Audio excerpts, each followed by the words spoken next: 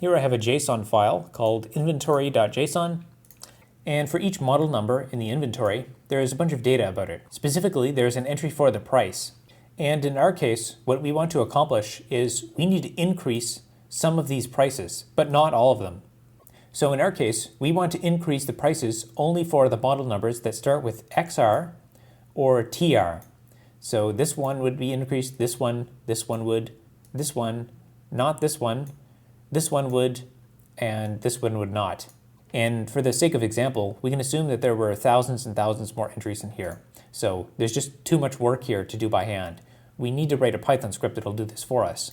And in our case, we need to increase the price by 17 cents for any of the model numbers that match our specific pattern. So the first thing we should think about doing is writing a Python script that can actually import this JSON information. And we can use the with syntax to open and clean up our files automatically. So we want to open inventory.json as in inventory in file. Inventory data is equal to json.load.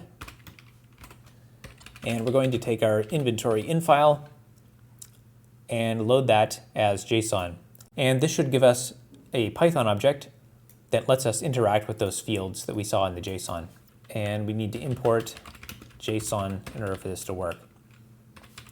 Let's try and run this to see if what we did so far actually worked. Okay, so it looks like we've successfully got the JSON imported into Python, and now Python can actually interact with it as a Python object. So what we want to do now is iterate over all the model numbers in the file.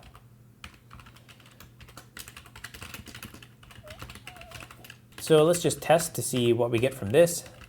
So we'll delete that statement. Okay, so we're actually iterating over the model numbers now. So let's just do a regular expression search like we did in the previous examples. And this is going to be a static pattern, so we can just hard code it right here. So we said that the model numbers that we want to increase the price for are any model numbers that start with XR or TR. But there's one here called BR, so we can't just check the second character for R. So what we really want is the first character has to be X or T, and the second character has to be R. And after that, it can be anything. What we want is X or T, followed by R, and then anything after that. So this part of the regex will look to see if the character matches an X or a T. This character always checks for an R. The period means any character that is not a new line, and the star means 0 or more times. So there's our pattern. Let's actually search for it.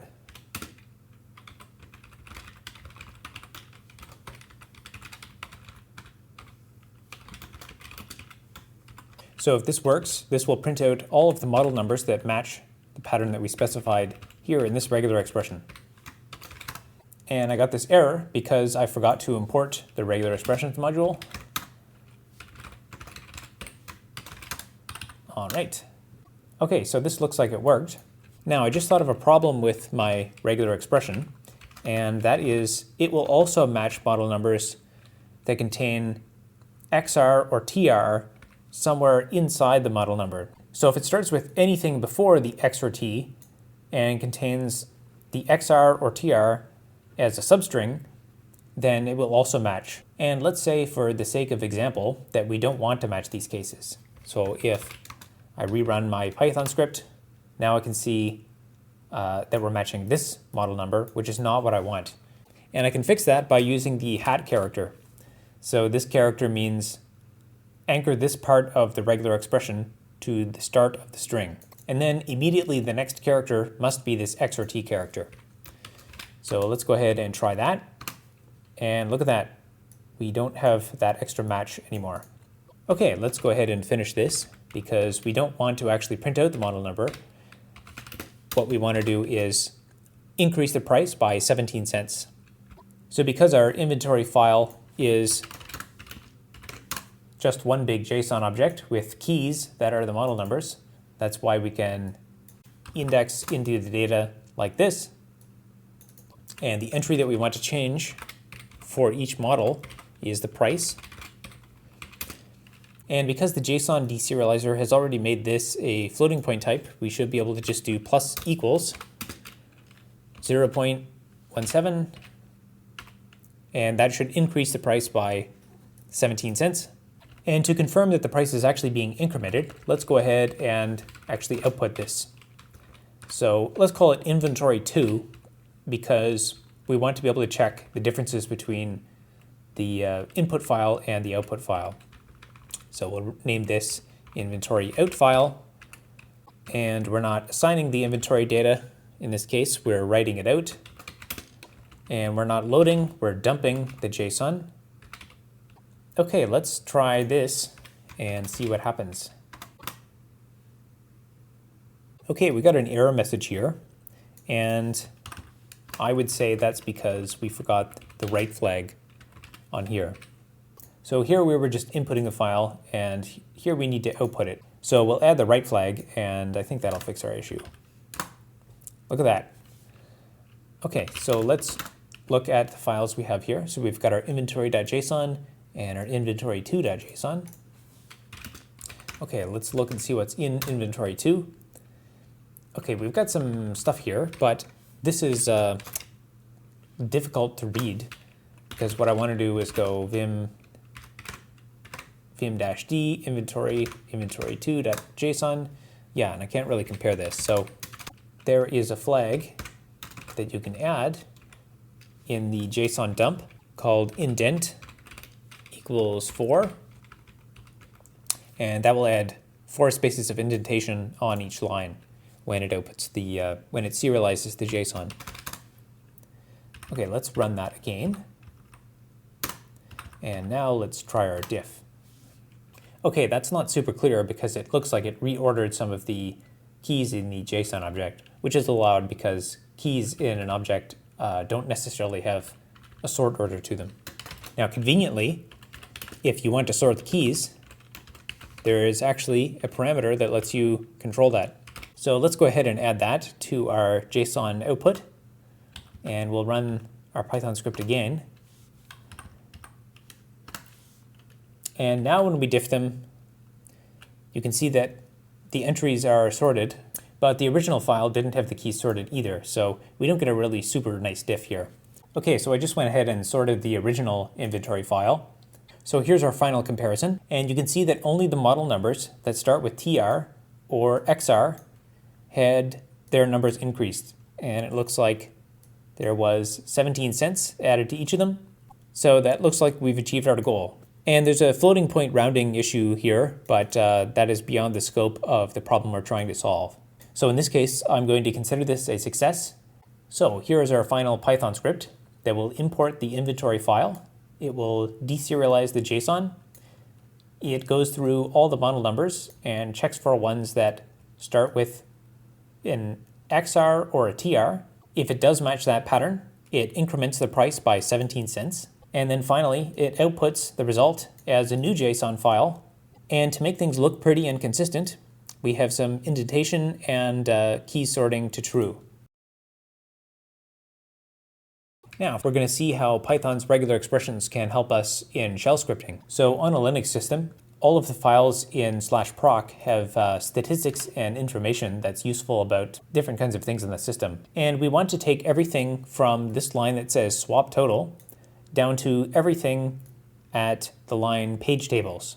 So all of these lines, no matter what they are, in between these two lines, we want to extract those. Now, you can call shell commands from a Python script, but what we're going to do instead is we're actually going to start with a shell script and then write Python directly in the shell script. So we'll write this standard header in bash, and let's just start out with proc meminfo. And if I try to run for.sh, it doesn't work because I did not give it execute permission. So let's do that right now. For.sh, and now let me try and run that again. Okay, so if I run this script, it just runs that cat command.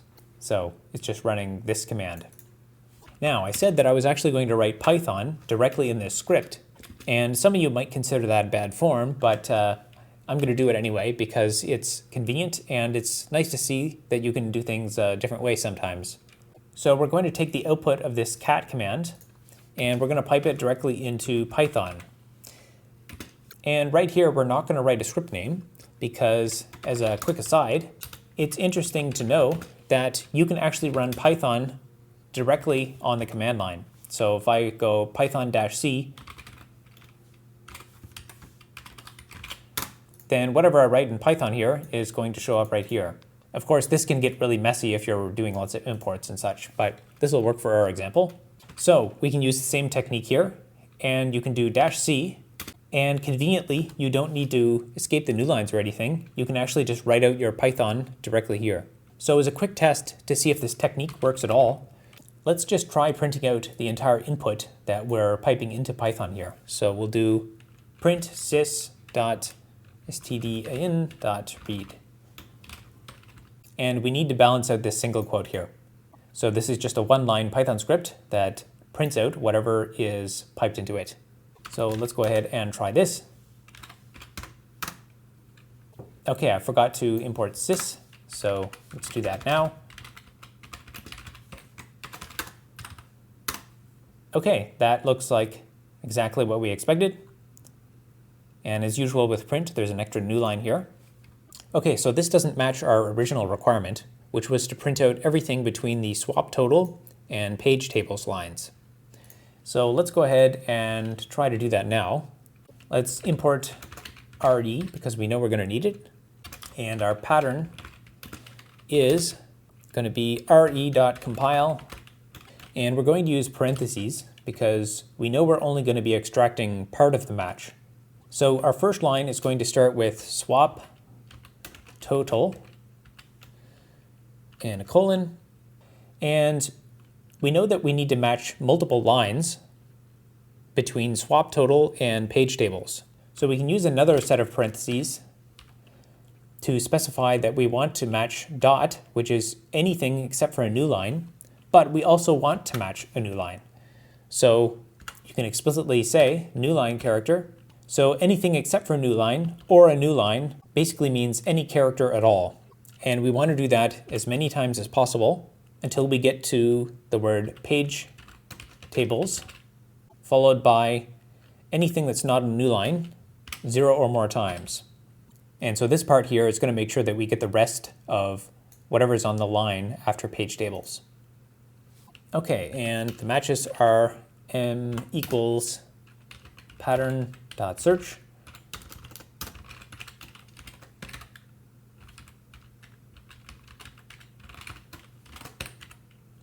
And we don't need that print line anymore. And if we get a match, then print, thinking back to our second example, we're going to print group 1 because everything here is enclosed in parentheses. And if you have multiple parentheses, even nested ones, usually the number of the group will match it as you count from left to right. If you just count the number of opening parentheses, the 1 will match this, so 2 would, I believe, match this one. Okay, let's go ahead and try this and see if that worked. Look at that, it worked and did exactly what we wanted. So there is swap total and page tables. Now you might be thinking this is not a very useful use case because maybe you could do this with grep or something like that better, but because grep searches for things on individual lines, you actually can't use patterns like this where you're trying to match a new line because each of the lines in grep is separated and searched independently. So searching for a new line with grep generally won't match anything. Okay, so for the last example, let's go ahead and try to do some very quick and dirty web scraping. So this is my website here, so I'm not violating any terms of service by scraping anything. And let's say your goal here was to very quickly do a web request to download this web page and then extract all of the titles of text here so that you can work with them locally. Now, most people will tell you that you should never try parsing HTML with regular expressions, and that's a good point. But in this case, we're just looking to write a quick and dirty Python script that's only a few lines long, and we don't have time to figure out how to import the XML parser and traverse the XML trees and all kinds of stuff like that. So we're just going to write a very quick and dirty Python script that extracts everything from the strong tag up till the closing strong tag from this HTML file. So the first thing to do is start our new Python script, and the module you want to import is called requests. So the requests module will let you do HTTP requests in Python, and then you can inspect the results locally. So the simplest possible way to grab that HTML that we were just looking at would be to use a HTTP GET request, which we can do with requests.get, and then we can just specify the URL. And let's go ahead and just print out the text from that response. So in this case, we're just going to assume that it worked. We're not going to check response codes or anything boring like that. Okay, Python. All right, so that looks like it worked. Here is the HTML output from the web page. But now we're outputting everything, so that's not too interesting. But we can use regular expressions to print out everything that matches the pattern we were looking at before. So if we do matches equals re.find all, and we're looking for, as we said, a strong tag, followed by a slash strong, and we want everything that's in between. Now I'm not going to use dot star because the dot can match the angle bracket here.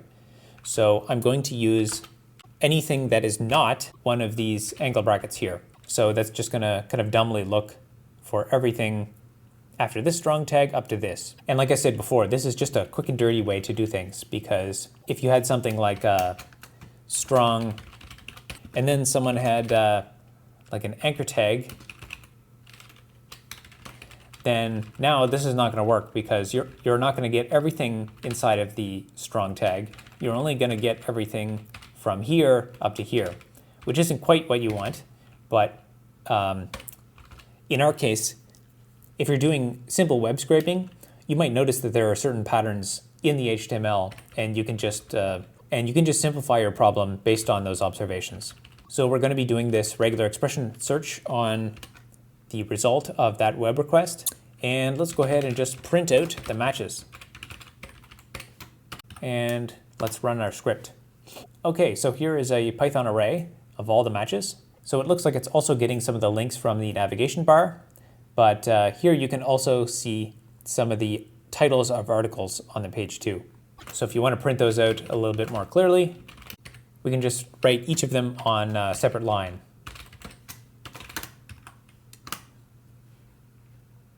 Okay, and there you go. In a few simple lines of Python, you can do some very quick and dirty web scraping, and it only took 8 lines of code. So people say, well, you should use an XML parser, but who cares? You got it done in 8 lines.